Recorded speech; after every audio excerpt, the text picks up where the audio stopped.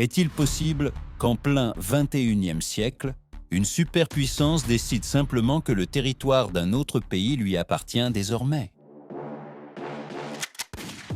Ce n'est pas un scénario de film. C'est la plus grande tension diplomatique de la décennie. D'un côté, le Danemark défend sa souveraineté. De l'autre, les États-Unis affirment que dans un monde au bord du chaos, les règles ont changé. Washington peut-il vraiment revendiquer le Groenland? La réponse n'est pas seulement juridique, c'est un avertissement pour toutes les nations du monde. Bienvenue sur Savoir Simple. Aujourd'hui, nous révélons le plan secret pour l'annexion de l'Arctique. Pour la Maison-Blanche, le monde est entré dans une phase de réalisme brut. Leur argument est simple mais brutal. Le Danemark est un petit pays, incapable de protéger militairement un territoire 14 fois plus grand que sa propre métropole. Mais voici la partie la plus polémique. Washington utilise désormais le concept d'intérêt vital de sécurité. Si le contrôle du Groenland est jugé indispensable pour stopper une attaque nucléaire contre le continent américain, alors la souveraineté danoise devient secondaire.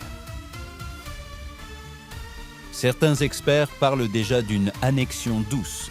Si le Pentagone décide que sa survie dépend de ce sol glacé, qui aura le courage de les arrêter? Ce que beaucoup ignorent, c'est que l'OTAN repose sur une promesse fragile, l'article 5.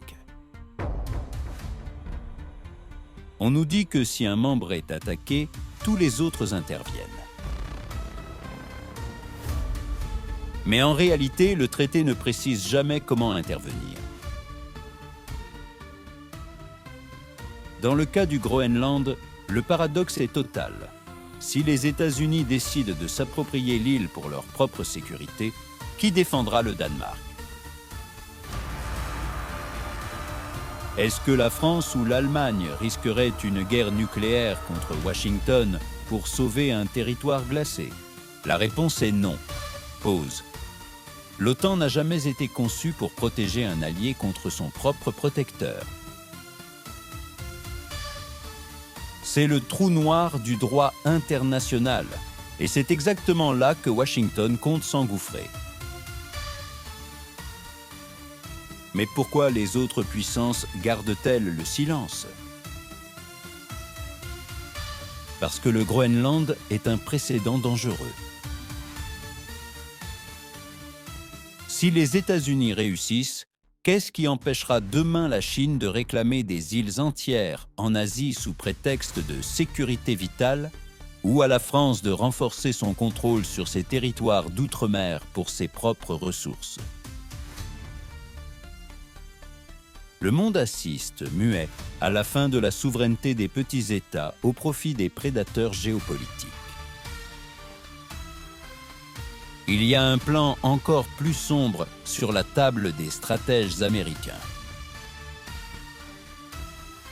Il ne s'agit pas d'une invasion militaire classique, mais d'une invasion financière.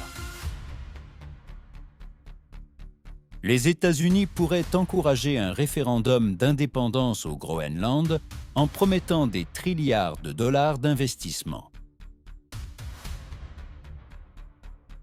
Une somme si colossale qu'elle ferait passer les aides actuelles du Danemark pour de la simple aumône. En aidant le Groenland à se libérer de la tutelle européenne, Washington pourrait transformer l'île en un État associé, sous son contrôle total, sans tirer un seul coup de feu. C'est une tactique de néocolonialisme par abonnement.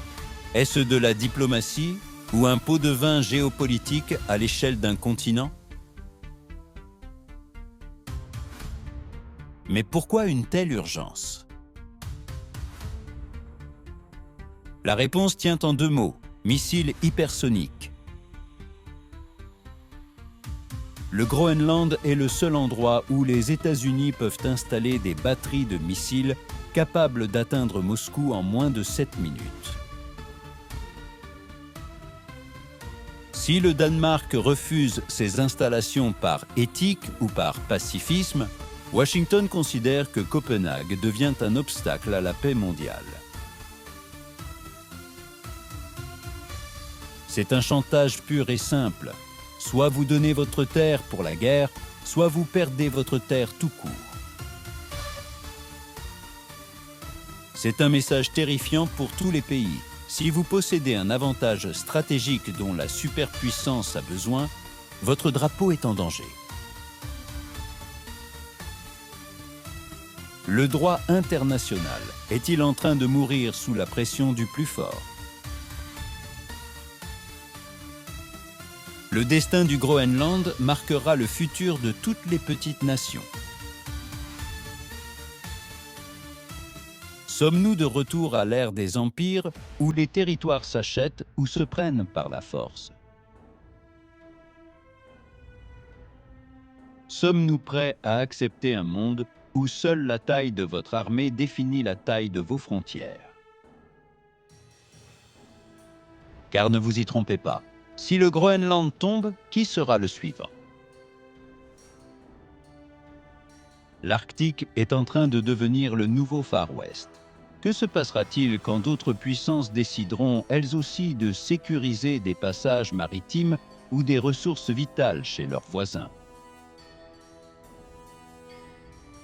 Nous ne parlons pas seulement d'une île lointaine. Nous parlons de l'effondrement de la loi internationale telle que nous la connaissons. Si la force devient la seule règle, alors plus aucune nation n'est vraiment à l'abri. C'est ici que votre avis compte. Pensez-vous que le Danemark doit céder pour garantir la sécurité de l'Occident? Ou est-ce le début d'un nouvel impérialisme total que nous devrions tous craindre, peu importe notre pays? Le silence des autres gouvernements est-il une trahison ou une simple peur de la réalité? Écrivez votre opinion dans les commentaires. Le débat s'annonce électrique. N'oubliez pas de vous abonner à Savoir Simple et de partager cette vidéo pour réveiller les consciences. La vérité est sous la glace et elle est brûlante. Mais au-delà des cartes et des missiles, il y a une réalité que personne n'ose affronter.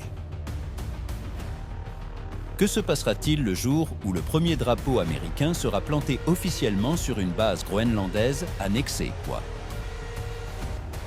Imaginez un instant. Des citoyens qui, du jour au lendemain, changent de passeport, de système de santé et de destin, non pas par choix, mais parce qu'une puissance étrangère a décidé que leur sol était vital.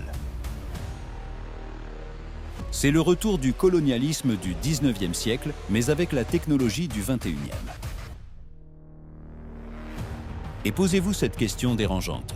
Si Washington réussit à acheter ou à forcer la main du Danemark, qui pourra empêcher la Chine de faire la même chose en Afrique ou la Russie de redessiner totalement les frontières de l'Europe de l'Est? En acceptant le sort du Groenland, nous acceptons peut-être la mort du concept même de pays. Nous entrons dans l'ère des zones d'intérêt, un monde où votre maison ne vous appartient que tant qu'une superpuissance n'en a pas besoin pour ses batteries ou ses radars.